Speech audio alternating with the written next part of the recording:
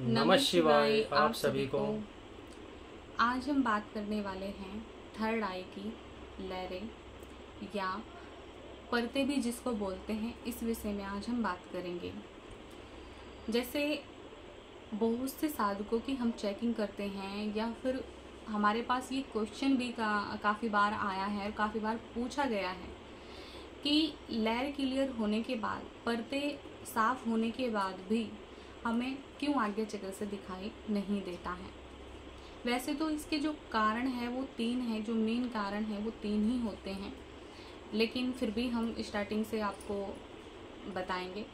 और सबसे पहली बात यह है कि जैसे बहुत से साधकों का क्वेश्चन ये भी था कि कैसे कंफर्म करें कि थर्ड आई की जो परतें हैं वो हट रही है, उस बीच क्या अनुभव होते हैं, कैसे हम ये अनुभव हमारे साथ जब हो तो हम समझ सके कि ये लहर हट रही है, उसी के ये अनुभव है। तो आइए जानते हैं। सबसे पहले अगर आपका आज्ञा चक्र और आपकी जो आज्ञा चक्र की जो लेयर क्लियर होती है, इसमें जब हम कोई साधक या मेडिटेशन करता है, तराटक करता है या मंत्र जाप करता है, कोई भी किसी भी तरह की साधना करता है, अगर वो पता करना चाहे तो ऐसे भी महसूस कर सकता है या अनुभव कर सकता है कि अगर आपके आज्ञा चक्र पे किसी भी तरह का कोई प्रकाश दिखा देता है, वाइट, ब्लू, नीला या येलो कलर का या ऑरेंज कलर का, या जैसे सूर्य की जो तरंगे होती है हल्की हल्की रेड कलर की टाइप में, वो भी आपको दिखाई दे सकता है। सबसे पहला जो इसका अनुभव होता है, जब साधक स्टार्ट करता है साधना करना, तो उसको जब वो आंखें बंद करके बैठता है या जैसे जप के दौरान या फिर ध्यान के दौरान जब आंखें बंद करके बैठता है, तो उसको महसूस होता है कि वो एक ऐसे अंधेरे के बीच, ऐसे अंधेरे में वो डूबता जा रहा है कि उसको शांति का अनुभव हो रहा है। उसकी जो समाधि वाली उसकी जो स्थिति है वो गहराई की तरफ जाती है और उसको आनंद आता है। फिर धीरे धीरे करके जैसे जैसे वो जप करता है वैसे वैसे करके अनुभव जो है वो चेंज होने लगते हैं। फिर दूसरी बात ये है कि जैसे कुछ साधक ये सोचते हैं कि जो अनुभव हमें अब हुआ है या जो अनुभव हमें अब हो रहे हैं वही अनुभव हमें हमेशा होते रहे, जबकि ऐसा नहीं होता। अनुभव हमेशा चेंज होते रहते हैं। जैसे आप अपनी साधना के क्षेत्र में आगे बढ़ते रहोगे, वैसे ही आपके अनुभव की जो प्रक्रिया है वो बदलती रहेगी, और उसी के बदलाव के साथ साथ आपको ये अनुभव होगा कि आप धीरे धीरे करके आगे बढ़ रहे हैं। वहीं कभी कभी ऐसा भी होता है, जैसे कुछ साधकों का जो भक्ति क्षेत्र है, जो जप क्षेत्र है, वो अच्छा चल रहा होता है और कुछ समय के बाद, जैसे हफ्ते बाद तक उनको अनुभव होते हैं और हफ्ते बाद या 10 दिन बाद उनको अनुभव होने एकदम से बिल्कुल बंद हो जाते हैं। तो इसका रीज़न ये नहीं है कि आपकी भक्ति लग नहीं रही है या फिर किसी प्रकार की कोई प्रॉब्लम हो गई है, ये बिल्कुल नहीं है। उसका मेन रीज़न ये होता है कि आपका जो शरीर है अगले अनुभव, जो भी आपके साथ अनुभव होने वाला है, उसके लिए तैयार हो रहा होता है। तो कभी भी जब आप जब तप करते हैं तो उसको नेगेटिव तरीके से ना लें, क्योंकि जैसी आप अपने मन की या अपने विचारों की स्थिति बनाएंगे, उसी प्रकार से आपका जो भक्ति लाइन का जो क्षेत्र है वो उसी तरह से ढल जाएगा, यानी कि उसी तरीके के फिर आपको अनुभव होने स्टार्ट होंगे। और जैसे हमने बताया है कि परतों का तो वहीं कुछ लोगों के साथ ऐसे भी होता है कि उनको अनुभव ही नहीं होते हैं, उनकी परतें हट रही होती है लेकिन अनुभव नहीं हो रहे होते हैं। तो उसका भी एक कारण जो है वो ये होता है, जैसे हमने बताया कि 3 रीज़न है।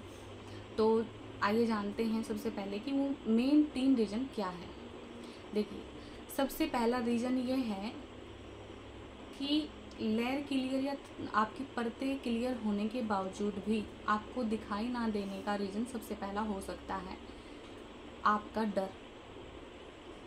जैसे बहुत से लोगों को डर लगता है, यानी कि साधना तो वो कर रहे हैं लेकिन कहीं ना कहीं उनको डर लगता है। जैसे कुछ लोगों को साधना करते हैं लेकिन फिर भी अंधेरे से डर लगता है, भूत प्रेतों से डर लगता है, भय रहता है, भय रहता है, मृत्यु का भय रहता है, मृत्यु का भय होता है। वहीं जैसे बहुत से लोगों की वीडियो सुन करके या फिर बहुत से लोगों के अनुभव सुन करके वो बताते हैं कि जब हमने जब तप किया था तो हमारे साथ ये अनुभव हुआ था। तो कुछ लोगों के साथ ये हो रहा होता है कि वो जब तब कर रहे होते हैं, उनके माइंड में जो है वही बातें घूम रही होती हैं नेगेटिव सोच जो उन्होंने सुनी थी। तो उनके मन में यही होता है कि कहीं हमारे साथ ये पल हमारे साथ तो नहीं चल रहा, जो हमारे साथ भी अभी हो जाए, और अभी हो जाए तो क्या होगा। तो उनके कहीं ना कहीं जैसे हार्ट की प्रॉब्लम कुछ लोगों को हो जाती है, तो उनके भले के लिए ही ये जो प्रक्रिया है वो रुक जाती है। यानी कि प्रत्येक क्लियर या थर्ड आई क्लियर होने के बावजूद भी उनको दिखाई नहीं देता है। फिर उसका तीसरा कारण होता है, ये दूसरा कारण जो इसका होता है, दूसरा कारण है इसका आपकी, जैसे आप जब तब स्टार्ट करते हैं और जब तब स्टार्ट करते करते आपको ये चल रहा है, आपका सब कुछ अच्छा चल रहा होता है, या तो आप किसी गुरु के सानिध्य में करते हैं या फिर आप खुद से भी करते हैं। तो जिस भी देव की आप साधना कर रहे हैं, जो भी आपके देव हैं, चाहे आप माता की साधना कर रहे हैं या किसी देवता की साधना कर रहे हैं या त्राटक कर रहे हैं, जिस भी तरीके से आप पाने की कोशिश कर रहे हैं, जो भी आपके आराध्य हैं, उनका आपको आशीर्वाद नहीं मिला है, मतलब उनकी तरफ से आपको देखने का जो आदेश है वो नहीं हुआ है। जैसे किसी साधक को जब सिद्धियां या शक्तियां मिलती हैं, उसके बाद होता है मेन जो उसका वचन रह जाता है, वो रहता है वचन, संकल्प और आदेश। ऐसा नहीं है कि आपको प्राप्त हो गया और आप डायरेक्टली ही करने लगो, ऐसा नहीं होता। उसके लिए आदेश भी बहुत ज़रूरी होता है।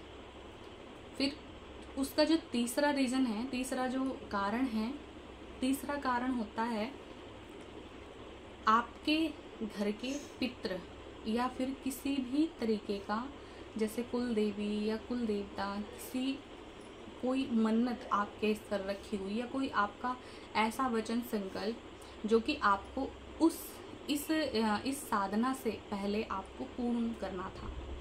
या जैसे आपके पितृ हैं, आपने कोई पितरों का आपका कोई ऋण है, या कोई आपका पितृ है जो कि पहले पितृ चाहते हैं कि आप उनकी शांति के लिए या फिर उनकी गति के लिए पहले कुछ करें। जैसे आपके कुल देवी या कुल देवता या फिर आपके पितृ ही विघ्न उत्पन्न कर देते हैं, तो उसकी वजह से भी ये सब होता है। और वैसे तो मेन रीज़न तो 3 यही होते हैं जो बताए हैं। बाकी छोटी छोटी, जैसे हमने बताया है कि अगर किसी सिद्धियों का, जैसे बहुत लोगों के पास हमने देखा है चेकिंग के दौरान कि वो जब तब करते हैं, उनके पास सिद्धियां भी होती हैं लेकिन कोई भी प्रत्यक्षकरण में नहीं होती। तो प्रत्यक्षकरण तब तक नहीं होगा तब तक उनके तत्व चक्र में से देव चक्र पूर्ण नहीं होगा। तत्व चक्र में आपका देव चक्र पूर्ण होने का मतलब यही होता है कि जिसका देव चक्र कंप्लीट हो गया, तो उसके ये जो तीनों चीज़ें हमने बोली है ना, 3 रीज़न, ये तीनों रीज़न का कोई मतलब नहीं रह जाता है। जैसे नॉर्मली जो साधना करते हैं उनके बहुत से लोगों को हमने देखा है कि तत्व चक्र जागृत ही नहीं होते हैं। वही कुछ लोग गद्दी भी लगा रहे हैं उसमें, तो कुछ लोग इलाज भी कर रहे हैं और चल भी रहा है उनका, लेकिन वहीं कुछ लोग अटके हुए हैं, उनके साथ नहीं हो रहा है। तो वो अपने तत्व चक्रों को जागृत करें। तत्व चक्र जागृत करने के बाद जब आपके 5 तत्व चक्र जागृत होंगे, छठा आपका आत्म चक्र जागृत होगा और देव चक्र जो कि 7वां जो है आपका, जब देव चक्र जागृत होगा, तो देव चक्र जागृत होने के बाद आपको सिद्धियों का प्रत्यक्षकरण भी होगा, आपके वचन बंद भी होंगे। फिर दूसरी बात जो हमने 3 कारण बताए हैं, जैसे कि आपका डर, जैसे हमने बताया है कि उसको भय रहता है इसलिए नहीं प्राप्त हो पाता, तो देव चक्र कंप्लीट होने के बाद भय भी खत्म हो जाता है। दूसरा जो हमने बताया है देव दर्शन, देवताओं की वजह से, देवताओं का आशीर्वाद की कारण होता है। तो देव चक्र में आपको दर्शन होंगे देव के, तो उनकी आज्ञा भी आपको, उनका आदेश भी आपको मिल ही जाएगा। फिर तीसरा जो हमने बताया है पितरों का या कुलदेवी देवता का, तो उसके लिए भी आपको उधर से आदेश हो जाता है, वे भी आपको दिखाई दे जाते हैं। तो कोई ना कोई जो भी आपको वो कारण या जो भी आपको बताएंगे तो आप आसानी पूर्वक कर पाएंगे। तो तत्व चक्र एकमात्र एक ऐसी विद्या है, या फिर ये कहें कि कुंडलानी के साथ साथ तत्व चक्र भी जागृत होना बहुत ज़रूरी है। और फिर आपके जप तप में या पूजा पाठ में किसी भी प्रकार का कोई भी विघ्न नहीं पड़ेगा। और लास्ट में हम यही कहना चाहेंगे, जैसे बहुत से लोगों के हमारे पास मैसेज आए हैं और कॉल भी आए हैं जिनमें उन्होंने पूछा है कि क्या आप दोनों स्वस्थ हो, ठीक हो, आपके काफ़ी टाइम से कॉल नहीं आ रहे हैं। तो ये कुछ हमारे कुछ हम पर्सनल बिजी थे, पर्सनल रीज़न था हमारा, और उसी की वजह से हम वीडियो नहीं डाल पा रहे थे। कुछ केस भी थे जो कि हम धीरे धीरे करके उनका ट्रीटमेंट हमारे पास चल रहा था, और कुछ कॉल भी हम बिजी होने के कारण अटेंड नहीं कर पाए। हालांकि हम बीच बीच में जवाब देते रहे, तब हमारे पास समय रहा है, लेकिन ज़्यादा समय नहीं दे पाए। तो जितनी भी हमारे पास कॉल, जैसे किसी को जवाब नहीं दिया गया है या फिर किसी की चेकिंग भी है जो जाने अनजाने में हमसे छूट गई हैं, तो वो वापस से कॉल करके या मैसेज के माध्यम से हमारे पास संपर्क कर सकता है। 10 बजे से लेके शाम के 5 बजे के बीच संपर्क कर सकता है। और सभी से हमारा निवेदन यही है कि 10 बजे, सुबह के 10 बजे से पहले और शाम के 10 बजे के बाद, 5 बजे के बाद, हाँ 5 बजे के बाद कॉल ना करें। आप मैसेज, अगर ज़रूरी है, आपको लगता है कि किसी प्रकार से कोई स्वास्थ्य संबंधी कोई प्रॉब्लम है या ज़रूरी ही आपको कोई क्वेश्चन करना है, तो आप व्हाट्सएप पे मैसेज कर सकते हैं या ऑडियो मैसेज भेज सकते हैं। हम उसका तुरंत ही आपको रिप्लाई देंगे। तो आज के लिए इतना ही। नमः शिवाय। शिव गुरु की सदा ही जय हो, सदा ही जय हो, सदा ही जय हो।